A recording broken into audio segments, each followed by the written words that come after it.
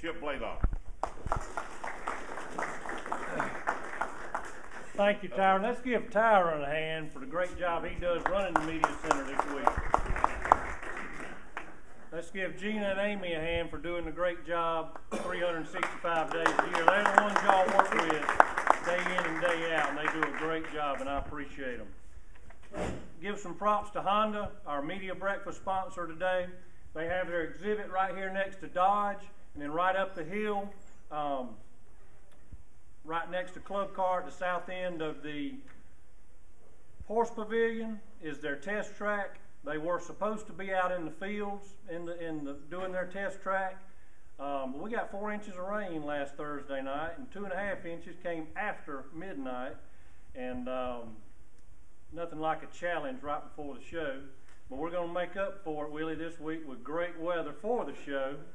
We had to move their test track in, so instead of being in the fields, they're right in D14, right at the end of the horse pavilion up there. So we appreciate Honda sponsoring our media breakfast this morning. You're going to hear about the tech seminars from Greg Fry. You're going to hear about Got to Be NC from Jim Knight. They've done a great job with North Carolina Spotlight State. This is Jim's 3rd time, and he tells me he's going to retire before they do it again. So you can come back one of those half-timers and do it next time, Jim. But they're doing a great job. He's going to tell you all about that in just a little bit. Speaking of the field demos, we will be digging peanuts. We traditionally like to dig the peanuts on the weekend and pick them during the show, but the rain, the good Lord had other ideas about that, so we're going to be digging peanuts this week, and we'll pick them probably this weekend. We will be picking cotton in the fields. We will be baling hay, doing all the hay baling demonstrations, raking, tedding, mowing, of course. The whole 9 yards will be going on for the 3 days of the show. Trimble's going to tell you about their ride and drive with a GPS right when you go past the shop on the left. Got lots of other activities going on in the field. Southern States has an exhibit down past Trimble on the right with their agronomic research that's going on out there. 2 cornerstones of our show is the livestock and the field crops. And I told you about the field crops and the livestock. We have cattle management seminars, cattle handling seminars. We have dairy management seminars. We have sheep and goat seminars and demonstrations. We have alpaca seminars. We have fish pond seminars. First 2 years we called it aquaculture. Nobody knows what aquaculture is, so now we call it fish ponds because everybody knows what a fish pond is. That'll be going on back next to the sheep and goats. The equine section, Southern States, we'll have Scott Pardoom and Advantage Horsemanship doing the pleasure horse demos, working with the pleasure horse.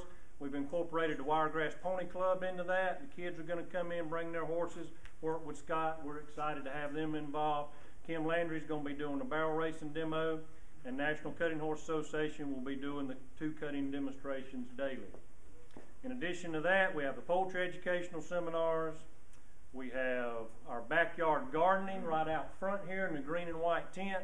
Y'all got to go through that tent and see what they've got going on. Biggest mistake we made with that tent, we didn't put a big enough tent up. But that's a good problem to have.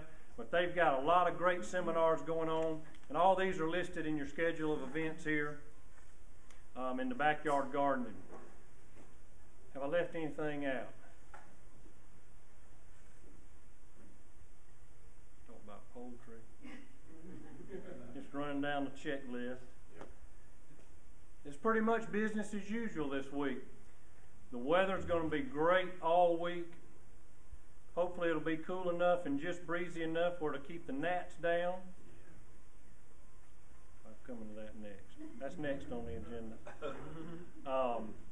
We're going to be a little bit shy on our exhibitors this year. That's mainly on the inside, but in this economy we feel like it's a blessing that we sold every square foot of our outside space and probably 95% of our inside space. So we're tickled about that, and we're just already looking forward to 2010.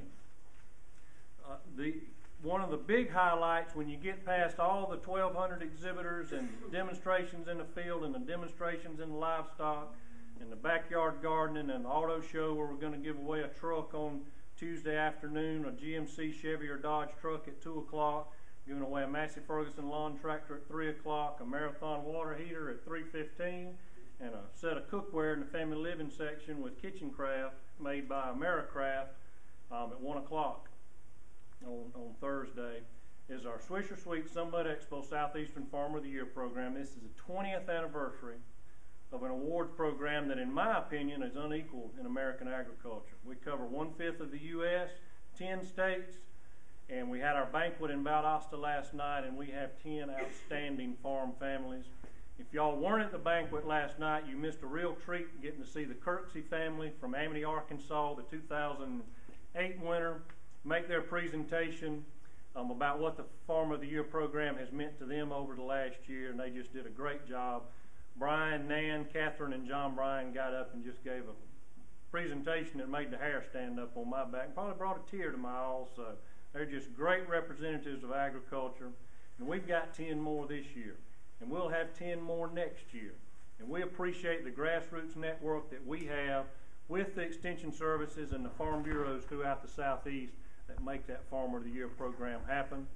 At the luncheon today, we will conclude with the Farmer of the Year presentation, and we're excited to name the 2009, the 20th anniversary winner of the Swisher Sweet Sunbelt Expo Southeastern Farmer of the Year program. A couple of points on the luncheon.